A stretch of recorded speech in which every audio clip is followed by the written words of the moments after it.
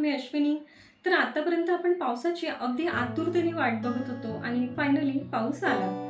तर पावसाविषयी मी लिहिलेली एक छोटीशी कविता तुमच्यासोबत शेअर करते आहे.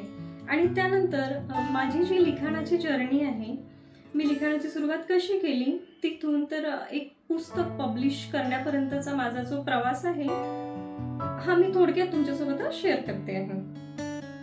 चला तर ही सुंदरशी पावसाची कविता ऐकूया. पहिला पाऊस आल्यानंतर निसर्गात कसा बदल होतो आणि प्रेम कसं रंगत जातं याची सुंदरशी अशी कविता आहे. चला तर मग ऐकूया. पावसाचे नि आठवणींचे आगळेच अनोखे बंध, मन बहरून होई वेडे, दरवळता मातीचा सुगंध.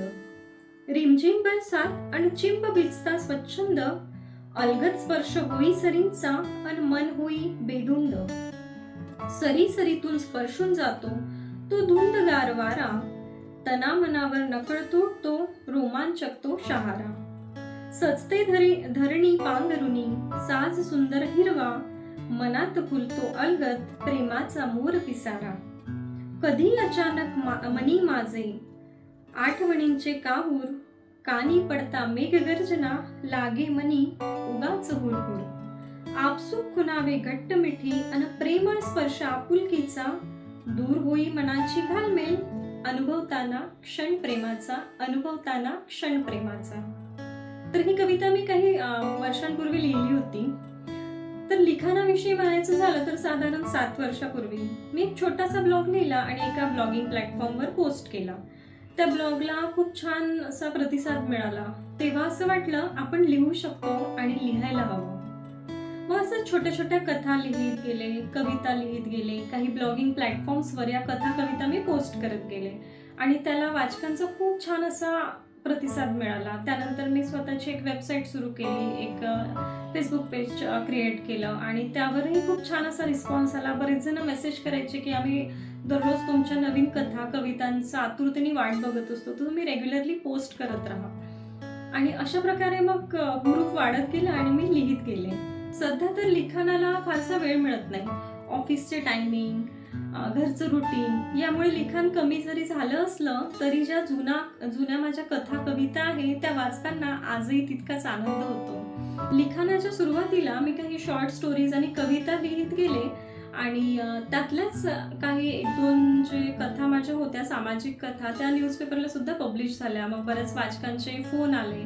मग असंच हुरूप वाढत गेला आणि म्हटलं आता आपण एखादी दीर्घ कथा लिहायला प्रयत्न करायला हवा.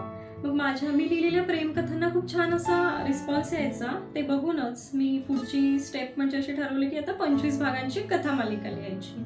मग एक प्रीतबंध नावाची मी एक कथा मालिका 25 भागांमध्ये लिहिली आणि मग तिला कादंबरी स्वरूपात असं बुक म्हणून पब्लिश केली. तर प्रीतबंध ही एक प्रेमकथा आहे, काल्पनिक प्रेमकथा आहे.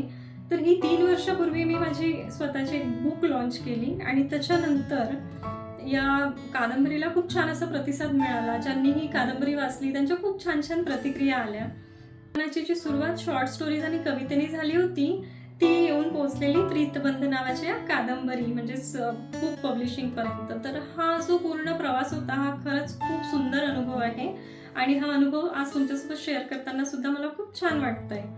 तर तुम्हाला जर ही कादंबरी ऑडिओ किंवा व्हिडिओ स्वरूपात ऐकायची असेल किंवा रीड करायची असेल तर तसं तुम्ही मला कमेंटमध्ये मेन्शन करा. म्हणजे मी त्याचे 25 भागांमध्ये शॉर्ट स्टोरीज किंवा व्हिडिओज बनवून तुमच्यासोबत ते शेअर करेल. असा होता हा माझा लिखाणाचा अनुभव आणि छोटीशी एक कविता. तुम्हाला हा व्हिडिओ कसा वाटला हे कळवायला विसरू नका. धन्यवाद.